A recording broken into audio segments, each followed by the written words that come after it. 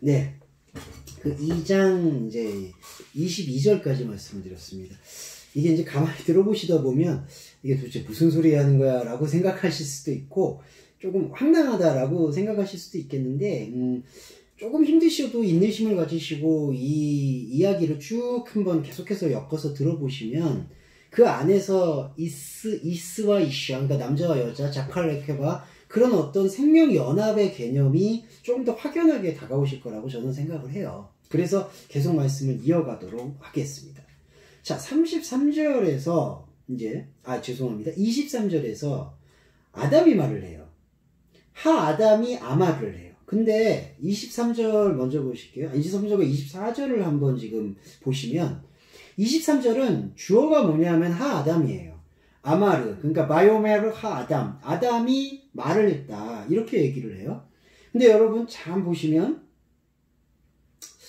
자 이걸 보시면은 24절에서 그 다음에 알켄 그 다음에 야자부 이스 남자가 이름으로 남자가 이스 에트 그 다음에 아부 베트 그 다음에 이모라고 하니까 이거 임이에요. 기본어가 그 부모를 떠나 아내와 연합하여 한 몸을 이룬다라고 얘기하죠. 24절에. 근데 24절에는 보시면 남자라고 하잖아요.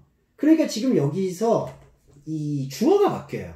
그러니까 23절은 뭐냐면 아담의 고백이에요. 그러니까 저와 여러분의 생명 고백이에요. 이게 이제 신앙 고백인데 중요한 신앙 고백이죠. 중요한 신앙 고백이 이루어지게 될 때 24절에서는 그 신앙 고백에 대한 하나님 차원에서의 화답이라는 거죠. 자, 이게 바로 이제 이제 탄성과 반응.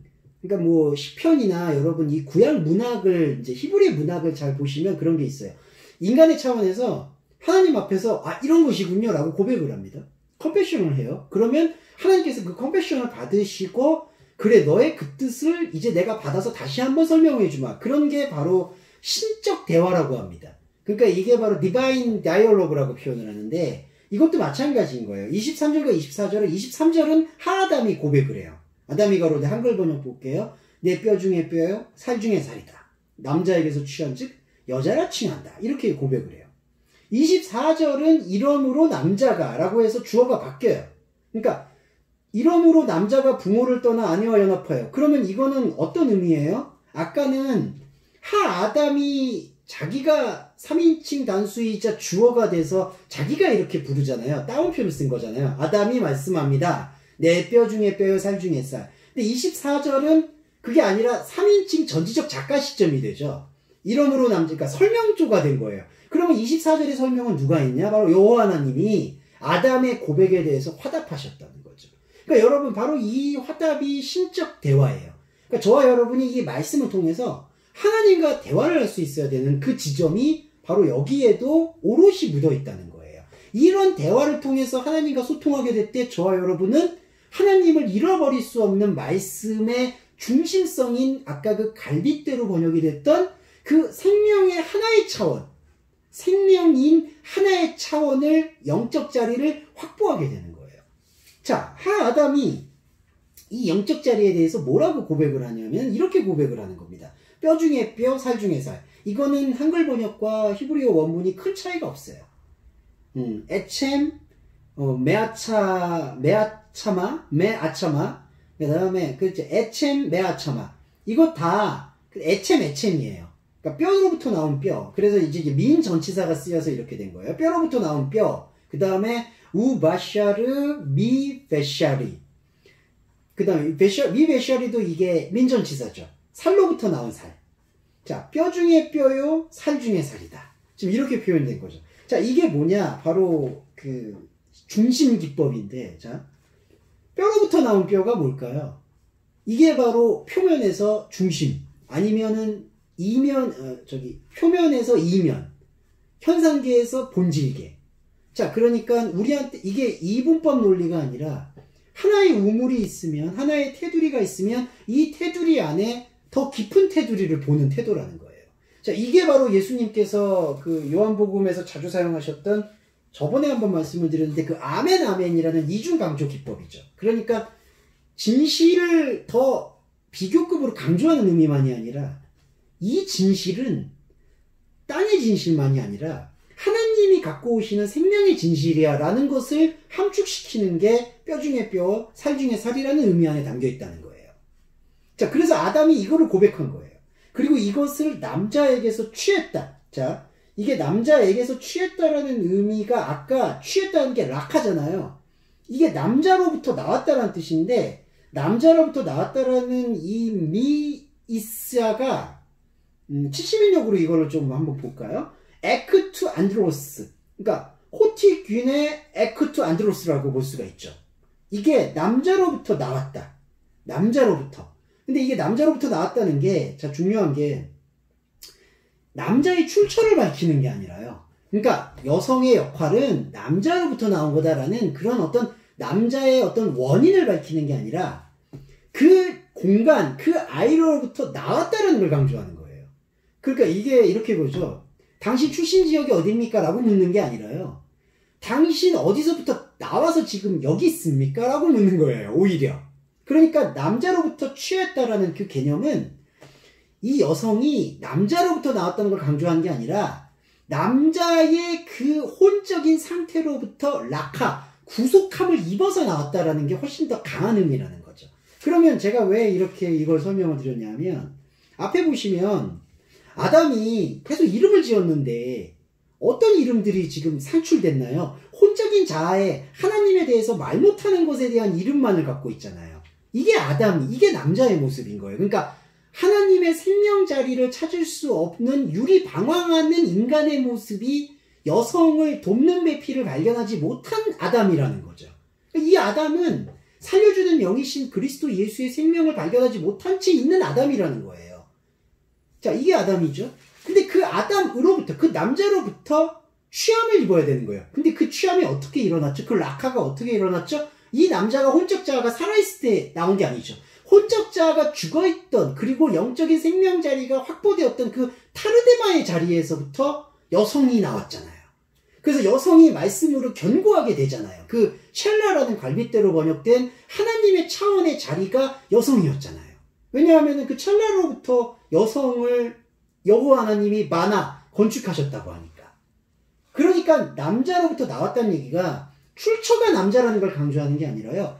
첫사람에게서 유리방황하는 존재로부터 하나님이 그 유리방황하는 존재의 첫사람의 겉사람의 자아를 잠들게 해서 거기서부터 생명을 뽑아냈다. 그러니까 이 우리는 어디에 더 주목을 해야 되냐면은 이게 그랜드 알레고리인데 우리가 신약 성경으로 돌아와 보면 이 그랜드 알레고리 중에 제일 핵심이 뭔가요? 그리스도의 신랑 되심과 우리의 신부됨이잖아요.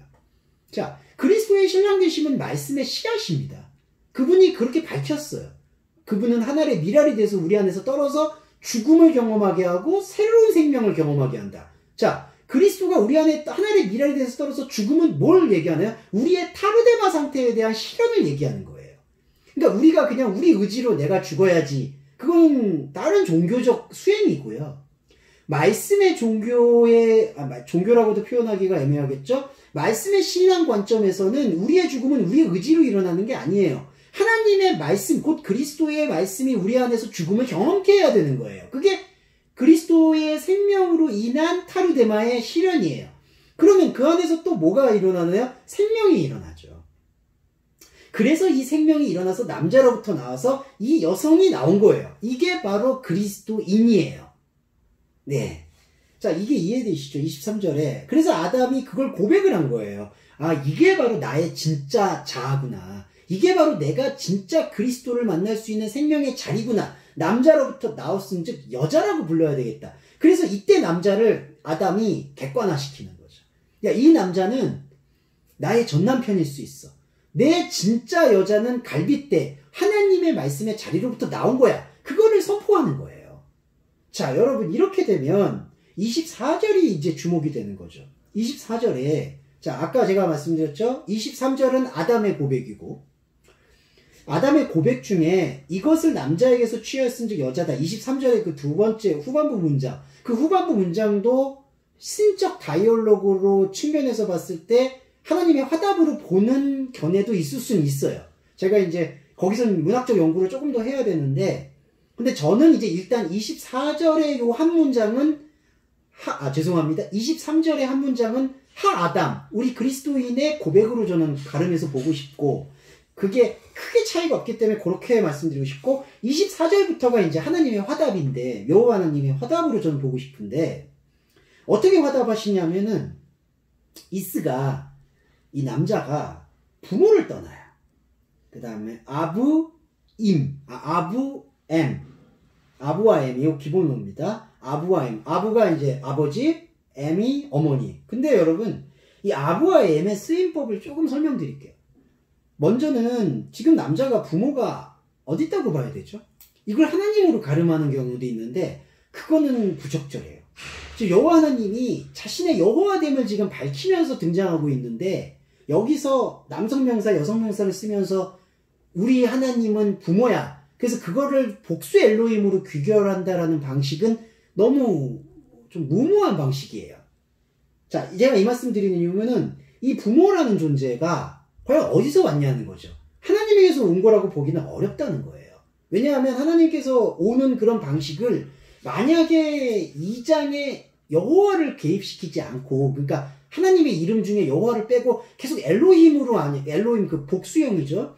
복수 형태의 엘로힘을 풀어서 부모가 나왔다 그러면은 그게 이해할 수 있고 풀이할 수 있을 것 같아요. 그런데 그게 아니라 여기서 지금 여호와가 등장했어요. 2장에서는 본격적으로. 그럼 여호와는 뭐냐 하면 하아담과 함께 상관하기 위한 그리스도를 예표하는 방식이라는 거죠. 그러니까 거기서는 이 부모라고 나오는 적절함이, 그러니까 적절성이 맞지가 않는 거예요. 이 부모를 하나님으로 본다는 게. 자, 그러면 이 부모는 도대체 어디서 나왔을까? 그 단어의 유출을 이 남자에게서 취할 수 있어요. 이 남자가 뭐였죠? 아까 19절과 20절에서의 사역이 왜 그 19절과 20절을 좀 문장을 묘사했는지를 여기서 알 수가 있는데, 남자가 말하는 부모가 어딨냐면은 19절과 20절에 들짐승과 베헤마의 상태를 부모라고 표현한다는 거죠.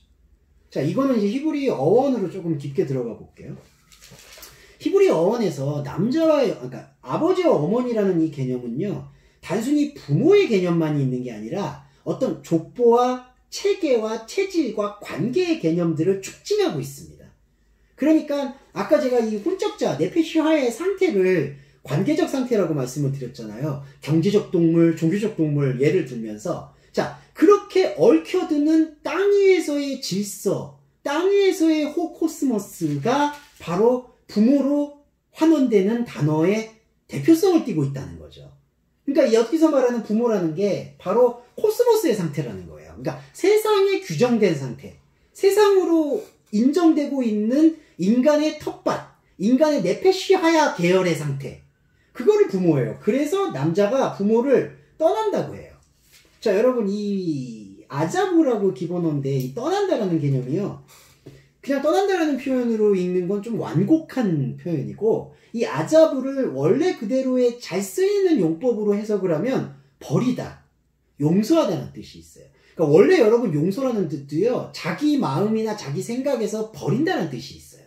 아피엠이 헬라어로 보면은 아피엠이 되는데, 근데 여기서 70인역은 아예 카탈레이포가 쓰였어요. 70인역 카탈레이포는 단어의 그 어감이 더 세요. 아예 버려버렸다는 뜻이에요. 그러니까 아예 놔두고 그냥 아예 신경을 안 쓰고 뒤도 돌아보지 않고 돌아섰다, 이런 뜻을 갖고 있어요. 자, 부모를 왜 여기서 그런 아자부 같은 강경한 어조의 용법을 썼을까요? 이게 하나님으로부터 떠나서 독립한다는 얘기를 강조하는 게 아니라는 걸 우리가 유추해 볼 수가 있는 거죠. 남자가 부모를 떠나요. 그리고 베 이스토, 그 다음에 베 나바크, 이렇게 돼요. 순서는 베 나바크 베이스토인데 이렇게 표현됐어요. 자, 부모를 떠나요. 부모를 버려요. 자, 그러므로 남자가 부모를 버려요. 버린다라는 아자부를 그대로 이제 제일 잘 쓰이는 언어로 원형해서 설명드리면, 남자가 부모를 버려요. 그리고 어디로 들어가냐면은 베이스토로 들어가요. 이 베 전치사를 썼어요. 여자 안으로. 그래서 여자 안으로 남자가 들어가는 거예요. 베이스토. 이 베 전치사가 인전치사잖아요. 여자 안으로. 그리고 나바크를 썼어요. 이게 뭐냐? 들러붙다, 결합하다, 아예 하나가 되다. 이게 아예 그 결합이란 뜻이에요. 그러니까 여자한테 결합을 하는 거예요, 남자가. 그래서 한 몸이 되는 거예요. 바샤르 에하드. 한 몸이 된다. 자, 이때 이것까지 좀 설명을 드리고 싶은 건데 시간이 어떻게 될지 모르겠는데 조금만 할애해서 요 한 몸에 대한 부분은 좀 설명을 드리고 가볼게요. 자, 바샤르는요 원래 이 피부, 스킨, 뭐 그 다음에 남성과 여성을 떠나서 외음부 이런 뜻이 있어요.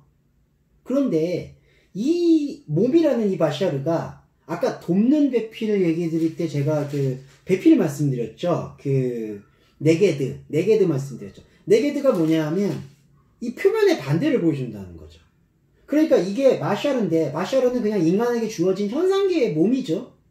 현상계의 몸이 그냥 이런 몸만 얘기하는 게 아니라 보여지는 모든 활동들도 바샤르의 영역 안에 포함되겠죠. 그런 게 이제 육적자다. 제가 이제 육적자와 혼적자를 거의 동일시해서 사용하는 경향이 있는데 물론 미세한 차이는 있어요. 그런데 지금은 좀 통합해서 말씀드릴게요. 이 마샤르라는 육적자는 표면의 자아예요.